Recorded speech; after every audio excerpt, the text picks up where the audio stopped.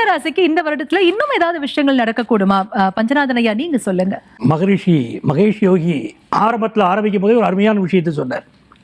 2030 வரைக்குமே இந்த உலகத்தில் பல பிரச்சனைகள் இருக்கு அப்படின்னு சொல்லிட்டு இருந்தார். கிட்டத்தட்ட 30-31 வரைக்கும் உலகத்தில் பல பிரச்சனைகள் தான். அதாவது மீனராசிக்காரர்கள் தனக்கு தான் பெரிய பிரச்சனை நினைச்சது கவலைப்பட வேண்டாம். இவங்களுக்கு என்ன யோகம் அப்படின்னு பார்த்தீங்கன்னா, ஜென்ம சனி வரார். அப்போ இந்த ஜென்ம சனி வரும்போது ஒரு பயம் கூடவே வருது. ஏற்கனவே 7.5 சனி ஆரம்பித்து மீனராசிக்காரங்களை படாத பாடுபடுத்திக்கிட்டு இருக்கு. இவங்களுக்கு வேலை மாற்றம், என்ன தொழில் செய்துக்கிட்டு இருந்தாங்களோ அந்த தொழிலில் சில விஷயத்தை விட வேண்டிய ஒரு சூழ்நிலை. அப்படி சில பேருக்கு வந்து இடமாற்றம், விரும்பத்தகாத இடமாற்றம், இதெல்லாம் ஆல்ரெடி நடந்துட்டு இருக்கு. இப்போ ஜென்மத்தில் சனி வரும்போது இன்னும் நம்ம ரொம்ப கவனமாக இருக்கணுமே, நம்மளை பாதிக்குமே அப்படின்னா, ஜென்மத்தில் சனி வரும்போது உங்களுக்கு ஒர்க் ப்ரெஷர் அதிகரிக்கும், அதில் சந்தேகம் இல்லை. ஹெல்த்துக்கு கொஞ்சம் இம்பார்ட்டன்ஸ் கொடுக்கணும், இதெல்லாம் முக்கியம். அதே நேரத்தில் இந்த சனி பகவான் எப்படிப்பட்டவர்? உங்களுக்கு லாபாதிபதி. உங்களுக்கு வேலை ரீதியான ஒரு லாபத்தை கண்டிப்பாக உண்டாக்கி கொடுப்பார். அது என்ன லாபம்?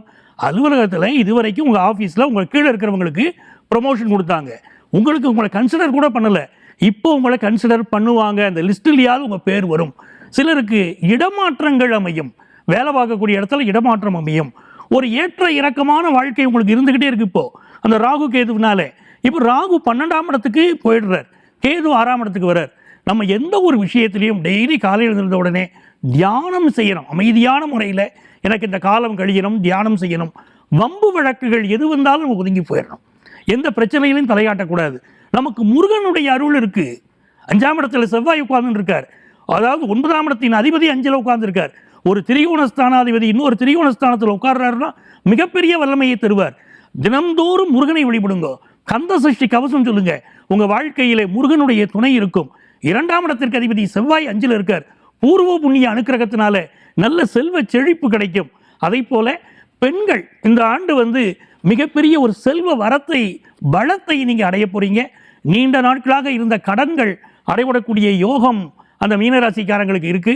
அதே மாதிரி அந்த குரு பகவானுடைய பயிற்சிக்கு பிறகு குரு பகவான் வந்து தொழில் ஸ்தானத்தை, உங்கள் 10வது ஸ்தானத்தை பார்க்க போறார். அதனால் பிஸ்னஸில் நிச்சயமாக புதிய தொடர்புகள், ஒரு வளர்ச்சி, இதெல்லாம் ஏற்பட போகுது.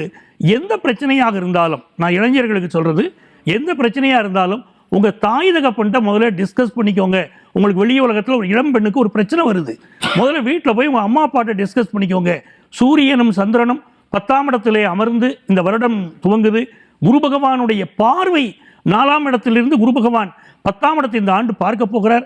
அதனால் எந்த ஒரு விஷயமாக இருந்தாலும் உங்கள் இல்லத்தில் இருக்கக்கூடியவர்கள், குடும்பத்து பெரியவர்கள், அவங்கள்ட்ட உங்கள் பிரச்சனையை சொன்னீங்கன்னா அவர்கள் உங்களுக்கு அனுகூலமாக இருப்பாங்க. அதாவது மீனராசிக்காரர்கள் வரக்கூடிய பிரச்சனைகளிலிருந்து தப்பித்துக் கொள்ள முடியும். அதனால் வேலை மாறுதல் கிடைக்குது, நல்ல செல்வ வளம் கிடைக்க போகுது, கடன் தொல்லைகள் தீரும், சட்ட பிரச்சனைகளிலிருந்து நீங்கள் ஒதுங்கிக் கொள்வது, சமாதானத்திற்கு போவது உங்களுக்கு நல்லது அப்படின்னு இந்த ஆண்டு வந்து பல நன்மைகளை உங்களுக்கு கொண்டு வந்து கொடுக்கும். உலகத்தில் பலருக்கும் இந்த 2030 வரைக்கும் உள்ள பிரச்சனைகள் இருக்குங்கிறதுனால எந்த பிரச்சனையிலும் நாம் தலை காட்டாமல் கொஞ்சம் கவனமாக இருக்கணும். நிகழ்ச்சியுடைய தொடக்கத்திலே உங்களுக்கு நான் சொல்லியிருந்தேன், மார்ச் மாத கடைசியிலிருந்து மே மாதம் வரை கொஞ்சம் கவனமாக இருக்க வேண்டும் இந்த காலகட்டத்தில் நம்ம சொல்லியிருந்தோம். அதே மாதிரி நீங்கள் மீனராசிக்காரர்களும் இந்த காலகட்டத்தை கவனமாக கடந்து போங்கள், உங்கள் வாழ்க்கை அற்புதமாக இருக்கும். இந்த ஆண்டு நீங்கள் வழிபட வேண்டிய தெய்வம் பரமக்குடி அருகிலே இருக்கக்கூடிய நயினார் கோவில் நாகநாத சுவாமியை வழிபடணும், அது பெரிய வெற்றியை கொடுக்கும் உங்களுக்கு. அதே மாதிரி வனபத்திரகாளியை வழிபடுங்க, எந்த துன்பமும் உங்களை நெருங்காமல் ஒரு அற்புதமான வாழ்க்கை உங்களுக்கு அமையும்.